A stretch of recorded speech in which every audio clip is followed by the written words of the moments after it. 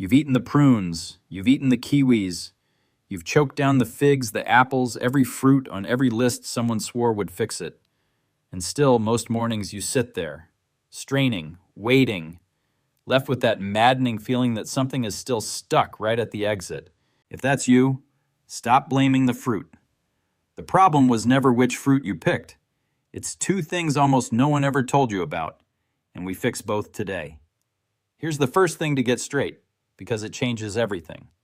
If that's you, you are not imagining it.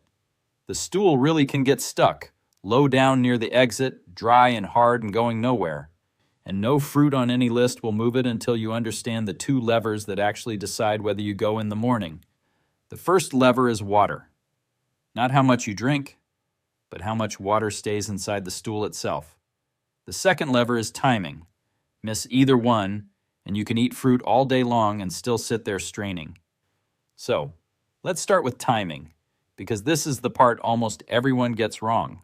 Your colon is not equally active all day. It has a rhythm, and its single strongest push of the entire day comes in the morning, right in the first 20 to 30 minutes after your first meal. In fact, doctors have a name for it. It's the gastrocolic reflex. Because the moment food stretches your stomach after a long night of fasting, your brain fires a signal straight down to your colon. Make room. And so strong, sweeping muscle contractions begin moving waste toward the exit, and the electrical activity in your gut ramps up within about 15 minutes of that first bite.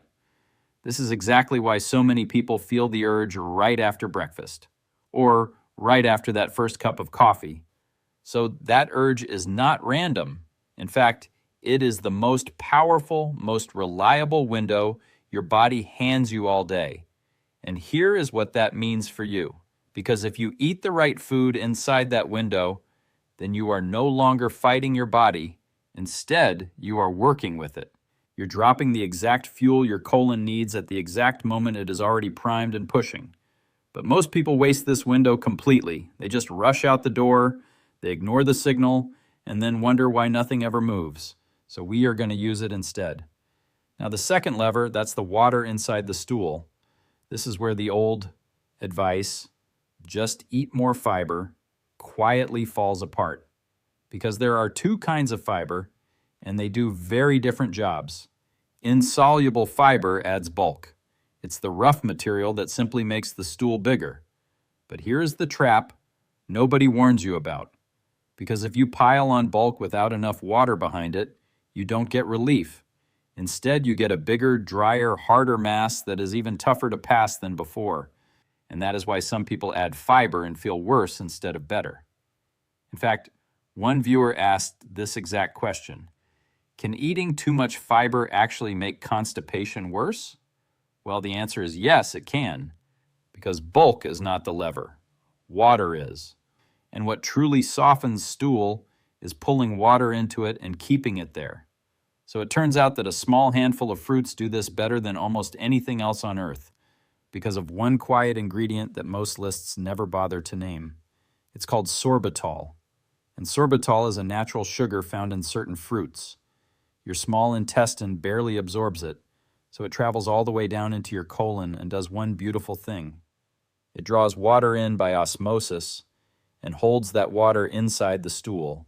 Soft, hydrated, easy to pass. So the three fruits we are about to rank were not chosen because they are trendy or exotic. Instead, they were chosen because they hit both levers, water and timing, harder than anything else in the produce aisle. Let's count them down. At number 3, we have the humble pear. Underrated, cheap, easy to find, and one of the richest natural sources of sorbitol you can buy. Pears are roughly 2.5% sorbitol, which is that osmotic water puller we just talked about, and they are already about 80 to 84% water to begin with. So before you even count the fiber, a single pear is delivering water into your gut in 2 different ways at once. And then there is the fiber itself, because one medium pear gives you around 6 grams, close to a quarter of everything most adults need in a day, and most of it sits in and just beneath the skin. It's a mix of soluble fiber, the pectin that behaves like a soft sponge, and insoluble fiber, which gently nudges the muscle of your colon to contract. Water plus a sponge plus a nudge. That is a pear. So here's how to use it. Eat one ripe pear, skin on, with your breakfast, right inside that morning window we talked about. And ripe matters here. It should give just slightly when you press near the stem, because the sorbitol content actually climbs as the fruit ripens. Now, one word of caution, because that same sorbitol can cause gas or bloating if your system is sensitive. So if your gut is easily upset, start with half a pear and build up from there. So the pear is your gentle entry point. But if you want something with real muscle behind it, keep listening. At number 2, the fruit your grandmother already swore by, and the one that science keeps proving right. Prunes, dried plums. People love to joke about them, but the data does not joke at all. Now, in a clinical trial at the University of Iowa, researchers put prunes head-to-head against psyllium, the fiber inside products like Metamucil, in adults with chronic constipation. And both groups received the exact same 6 grams of fiber a day. The prunes won, because the people eating prunes had more complete bowel movements and softer, easier stools, and the researchers concluded that prunes should be considered a first-line treatment for mild to moderate constipation. So why do they beat a fiber supplement built for this very job? Because prunes don't lean on bulk alone. Whole dried prunes carry roughly 15 grams of sorbitol per 100 grams, far more than a pear, so that osmotic water pull is much stronger. And on top of that, they are packed with polyphenols, plant compounds that travel down to your colon and feed the good bacteria that help keep things moving. Fiber, water pull, and motility all in one small wrinkled package. So here is how to use them. 5 to 6 prunes is a serving. Eat them in the morning with a full glass of water because the water is not optional here, and it is the very thing the sorbitol pulls on. Now, if they hit too hard or leave you bloated, drop down to 3 prunes and rise slowly from there. The prune is your workhorse. But the number 1 fruit has something even the mighty prune does not, and that's the single strongest piece of modern evidence of all 3. Stay with me for this one. Number 1. The one fruit on this list with the most impressive recent science standing behind it, the kiwi.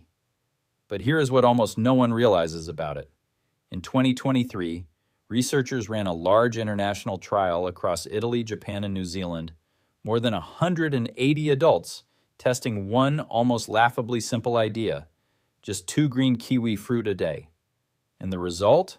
People with constipation had more complete spontaneous bowel movements, noticeably less straining and less bloating.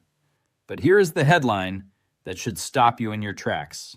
Because the kiwi performed slightly better than psyllium, the standard fiber supplement. Think about that. 2 pieces of ordinary fruit quietly beating a product designed for exactly this purpose.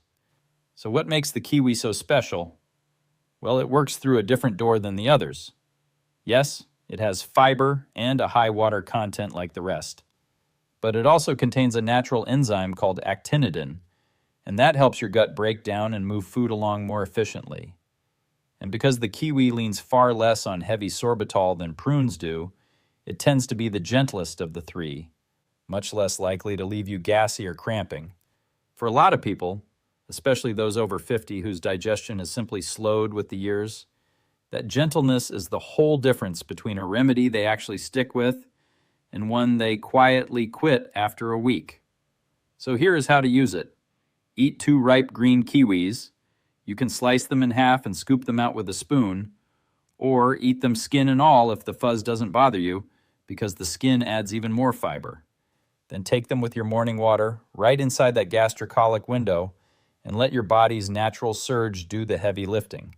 Now the part that ties all 3 together, and is the part the fruitless always seem to skip. The fruit is only ever half the equation, because 3 things multiply everything you have just learned. First, water.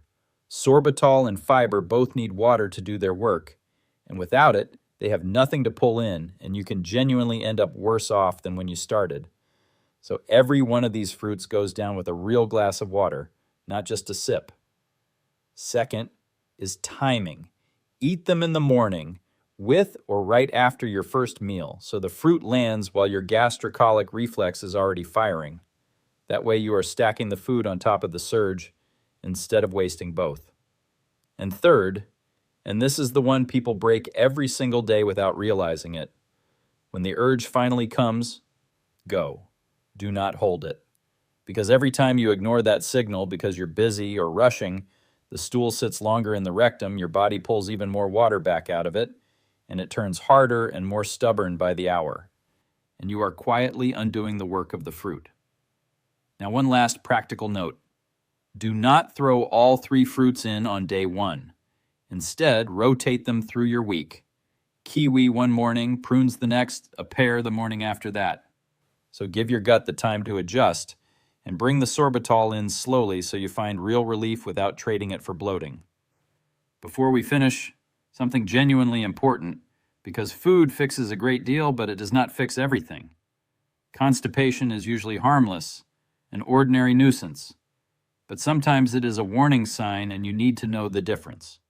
So see a doctor, and do not wait on it if you notice any of the following: blood in your stool, whether it shows up bright red or dark and tarry, unexplained weight loss that you never tried for, and severe or constant abdominal pain, not the ordinary ache of needing to go, but pain that stays, vomiting alongside the constipation, or a complete inability to pass stool or even to pass gas. And finally, a sudden, unexplained change in your bowel habits that drags on for more than a week or 2.